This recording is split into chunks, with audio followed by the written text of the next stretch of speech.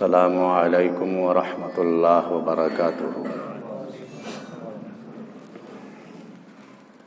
تمام تعریف اللہ کے لیے جو رب ہے عالمین کا،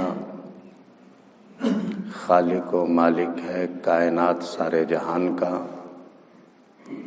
اللہ کی تعریف کے بعد درود ہو جناب حضرت محمد مصطفیٰ صلی اللہ تعالی علیہ وسلم اور آپ کی آل پر، جیسا کہ آپ کا مرتبہ ہے، عظمت و شان ہے کہ آپ نبیوں کے بھی نبی ہیں، رسولوں کے بھی رسول ہیں، شاہوں کے تاجداروں کے بھی تاجدار ہیں، کشتی ملت کے کھے بنہار، سب سے انوکھے اور سب سے نرالے ہیں۔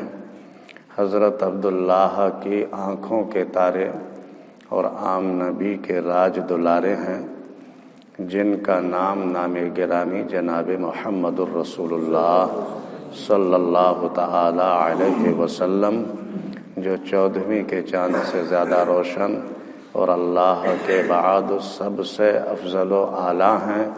آپ کی مقدس بارگاہ میں بادب درود و سلام کا ہدیہ پیش کریں اور محبت سے پڑھیں۔ اللہم صلی علی سیدنا و شفیعنا و نبینا و حبیبنا و مولانا محمد و بارک و سلم صلاۃ و سلاما علیک یا رسول اللہ، الصلاۃ والسلام علیک یا حبیب اللہ، الصلاۃ والسلام علیک یا نبی اللہ۔ محترم بزرگوں اور دوستوں، ہم خوش نصیب ہیں کہ اللہ نے ہمیں ایمان کی دولت سے نوازا ہے اور ہمیں یہ پاک صاف ستھرا دین مذہب اسلام نصیب ہوا ہے، لیکن اس کی ہم قدر و قیمت کو سمجھیں کہ ہمیں تو یوں ہی آسانی سے یہ مل گیا ہے، لیکن اپنے بزرگوں کی طرف دیکھیں تو اس کے لیے بڑی قربانیاں پیش کرنی پڑی ہیں، اپنی جانوں کی قربانیاں دی ہیں، مالوں کی قربانیاں دی ہیں، خاندان کے خاندان بکھر گئے ہیں اور خاندان کے خاندان ختم ہو گئے ہیں، بڑی محنتوں سے، بڑی مشقتوں کے ساتھ یہ ہمیں ہمارے بزرگوں نے اسلامی باغ کو اپنے خون سے سینچ سینچ کر ہرا بھرا کیا ہے۔ ہم اس کی قدر و قیمت کو سمجھیں اور اپنے نصیبے پر فخر کریں اور اللہ کا شکر ادا کریں۔ حضرات گرامی، جیسا کہ ہم بتاتے رہے ہیں کہ حضور پاک صلی اللہ تعالی علیہ وسلم نے جب ایک سچے خدا کی معرفت کلمہ لا الہ الا اللہ سے پیش کی، یعنی خدا کی معرفت اس کو پہچنوایا، اس کو منوایا اور خدا کے گھر کی حقیقت بتائی، تو آپ سے پہلے جو شریعتیں تھیں اور شریعتوں کو ماننے والے لوگ تھے، وہ سب کے سب آپ کے دشمن بن گئے، آپ کو اور آپ کے ساتھیوں کو ستانے لگے اور ہر طرح سے ان طاقتوں نے چاہا کہ محمد اور محمد کے ساتھیوں کو ختم کر ڈالیں۔ مکے میں چین سے نہیں بیٹھنے دیا، جب آپ مدینہ تشریف لے گئے تو وہاں بھی آپ کو چین سے نہیں رہنے دیا۔ سن 2 ہجری میں، یعنی دوسرا ہی سال تھا حضور پاک صلی اللہ تعالی علیہ وسلم کو مکہ چھوڑے ہوئے، مدینہ میں پہنچے ہوئے، 17 رمضان المبارک 2 ہجری میں میدان بدر کا واقعہ پیش آیا، جیسا کہ ہم کچھ وضاحت اس کی کر چکے ہیں۔ میدان بدر میں مشرکین مکہ شکست کھا کر خوف کے مارے بھاگ گئے، مگر پھر بھی وہ خاموش ہو کر نہیں بیٹھے، انہوں نے اپنی طاقت کو مضبوط کیا اور پھر وہ دوبارہ اسلام اور اسلام میں داخل لوگوں کو مٹانے کے لیے آئے، جو مدینہ شریف سے باہر احد کے پہاڑ کے دامن میں یہ معرکہ پیش آیا جس کو جنگ احد کہا گیا، اس کی بھی وضاحت کر چکے ہیں۔ یہ تقریباً 3 ہجری میں 1 سال کے بعد ہی، بدر کے 1 سال کے بعد ہی یہ جنگ ہوئی۔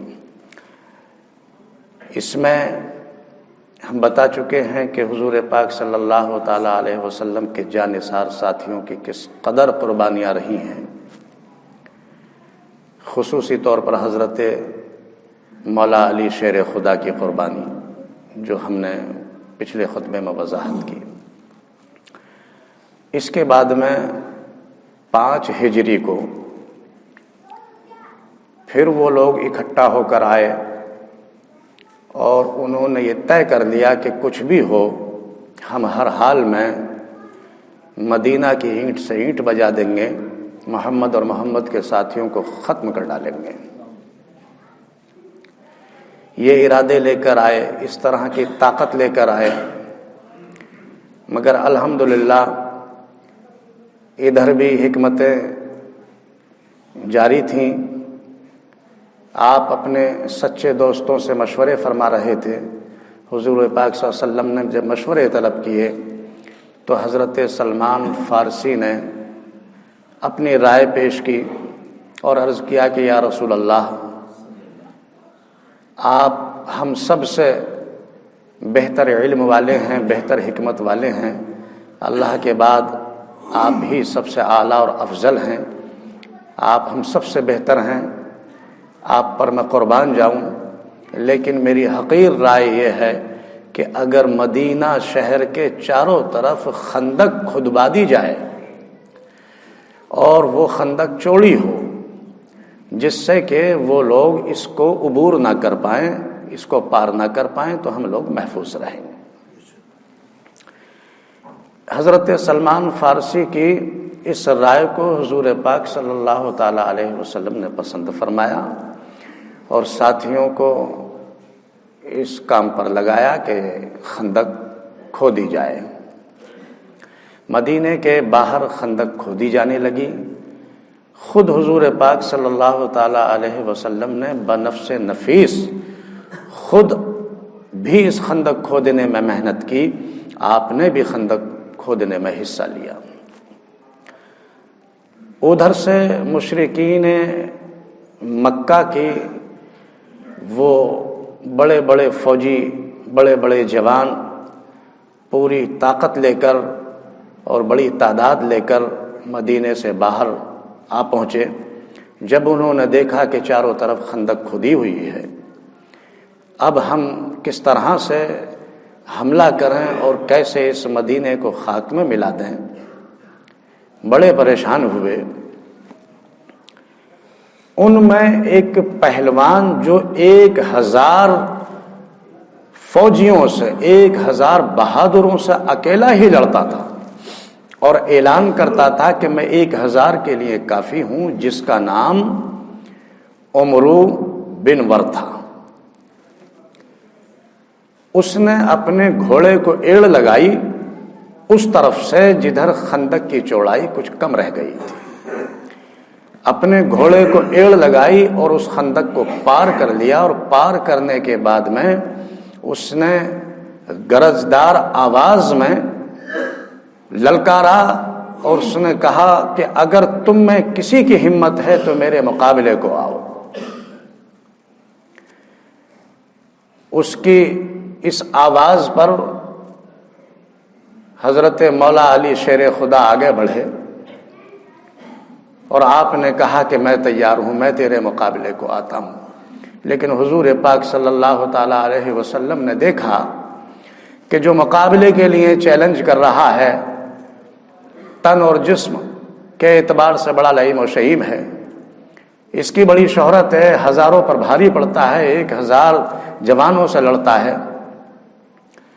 آپ نے حضرت علی کی طرف دیکھا، آپ نے منع فرمایا کہ اے علی مقابلے کو مت جاؤ۔ لیکن وہ پہلوان بار بار للکار رہا تھا اور تانا زنی کر رہا تھا تو حضور پاک صلی اللہ تعالی علیہ وسلم نے اپنے ساتھیوں کی طرف نگاہ ڈالی. ہر جوان کو، ہر طاقت والے کو سر سے لے کر پیر تک دیکھا. پھر حضور پاک صلی اللہ تعالی علیہ وسلم کی نگاہ حضرت مولا علی شیر خدا پر مرکوز ہو گئی. آپ کی نگاہ حضرت علی پر ٹھہر گئی. آپ نے فرمایا کہ اے علی، جاؤ تم ہی اس کے مقابلے کو نکلو. حضرت علی کرم اللہ وجہ اس پہلوان کے مقابلے کو نکلے.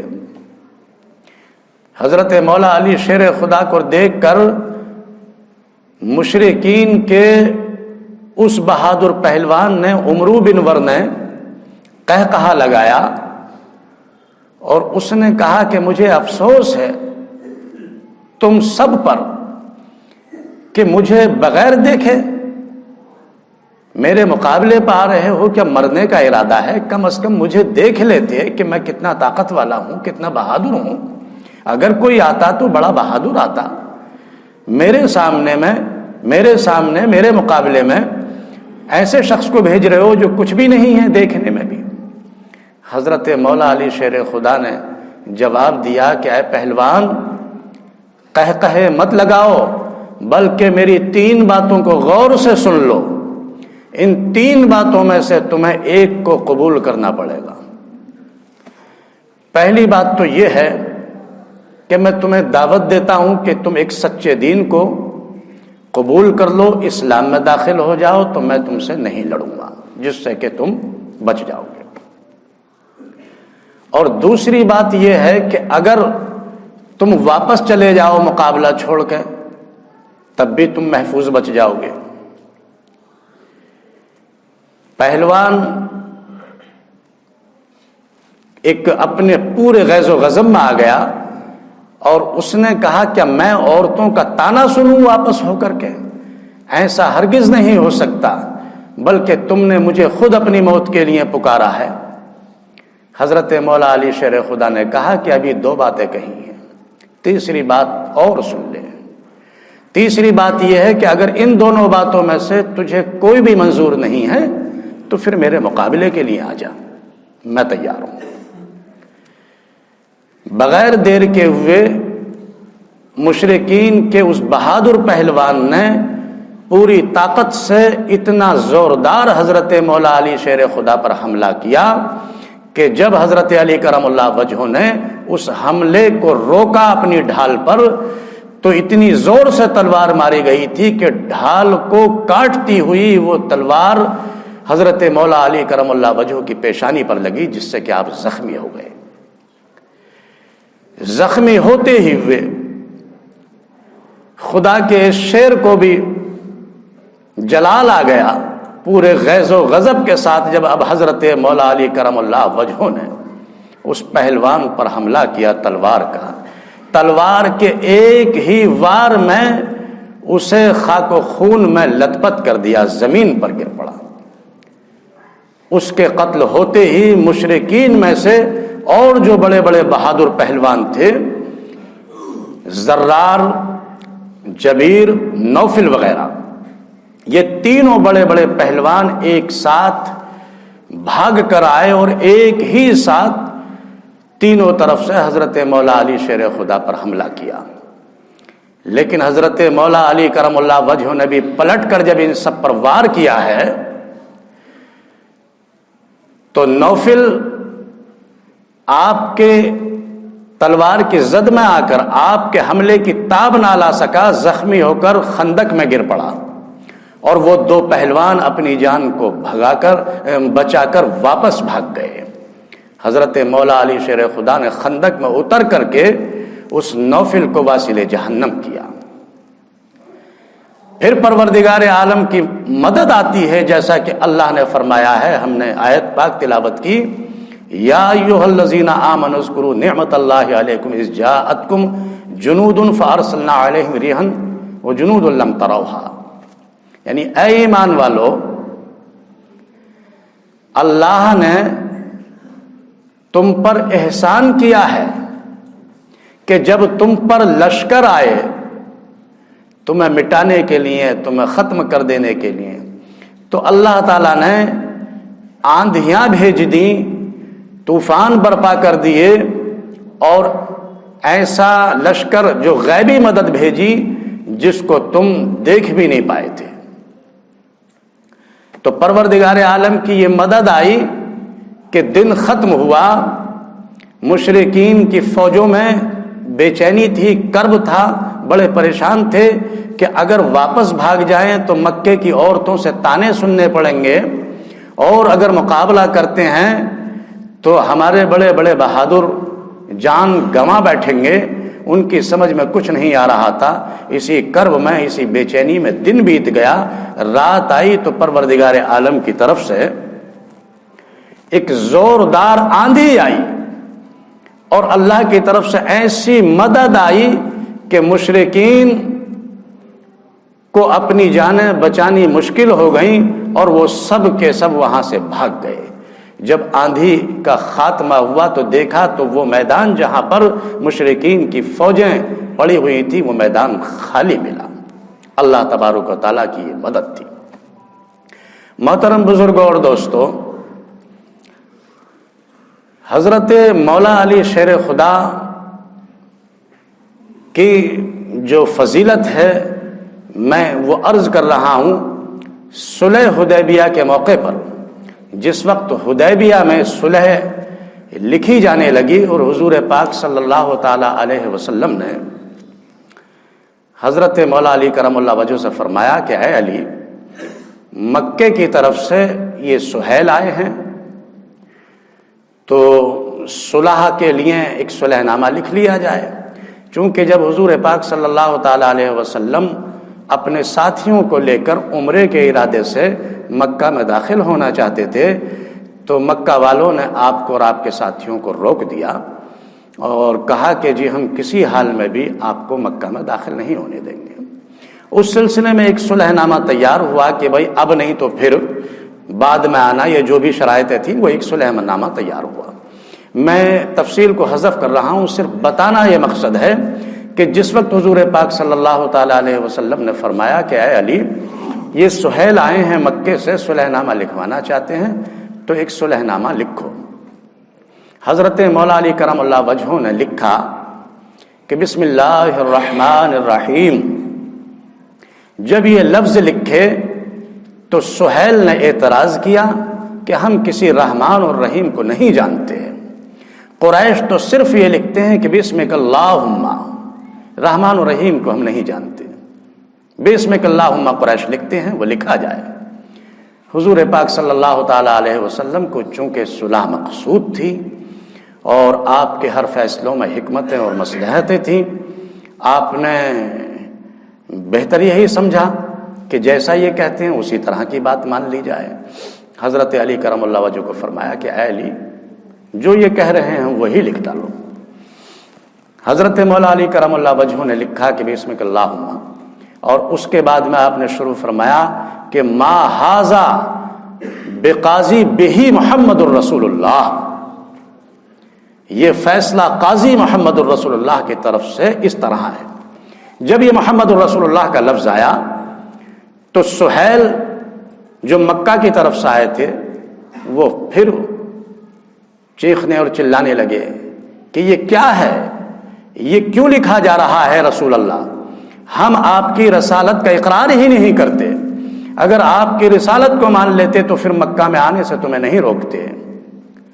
حضور پاک صلی اللہ تعالی علیہ وسلم نے کہا کہ میں محمد بن عبداللہ بھی ہوں اور محمد الرسول اللہ بھی ہوں۔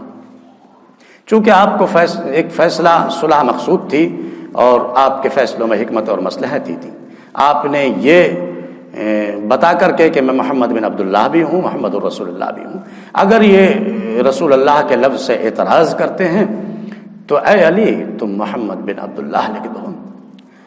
حضرت علی کرم اللہ وجہ نے جب حضور کا یہ حکم سنا، دوستو تاریخ بتاتی ہے کہ حضرت مولا علی کرم اللہ وجہ کی آنکھوں سے آنسو جاری ہو گئے، آنسوؤں کے قطرے ٹپکنے لگے، ہاتھ لرزنے لگے، اور کہا کہ یا رسول اللہ، میرے ہاتھوں میں طاقت ختم ہو رہی ہے، میری آنکھیں ساتھ نہیں دے رہی ہیں، میں کیسے اس رسالت کے وصف کو اپنے ہاتھ سے مٹا دوں، اس لفظ کو۔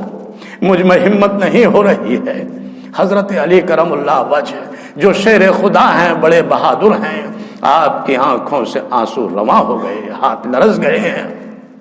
حضور پاک صلی اللہ تعالی علیہ وسلم نے حضرت علی کے عشق کی کیفیت دیکھی، آپ کے جذبات کو دیکھا، آپ کی محبت کو دیکھا، آپ نے قبول فرمایا کہ واقعی حضرت علی کا جذبہ میرے ساتھ کیا ہے، مجھے کس طرح سے حضرت علی نے مان لیا ہے، یہ حضرت علی میں کے ہاتھ واقعی نہیں لگ سکتے۔ تو پھر حضور پاک صلی اللہ تعالی علیہ وسلم نے خود اس لفظ کو مٹا کر کے محمد بن عبداللہ وہاں لکھا۔ تو محترم بزرگوں اور دوستوں، بتانا یہ مقصود ہے کہ حضرت علی کرم اللہ وجہ کس طرح سے حضور پر قربان ہیں، اور کس طرح سے آپ نے ہر موقع پر حضور پاک صلی اللہ تعالی علیہ وسلم کے لیے اور اسلام کے لیے قربانیاں پیش کی ہیں۔ ان کے کچھ فضائل اور بھی آگے بیان کریں گے، اور پھر جو تینوں خلافہ کی بات ہم پہلے ذکر کر چکے ہیں، انشاءاللہ ان کا بھی ذکر ہوگا۔ اللہ توفیق دے صحیح کہنے کی اور ہمیں صحیح سمجھنے کی۔ وآخر دعوانا الحمدللہ رب العالمین۔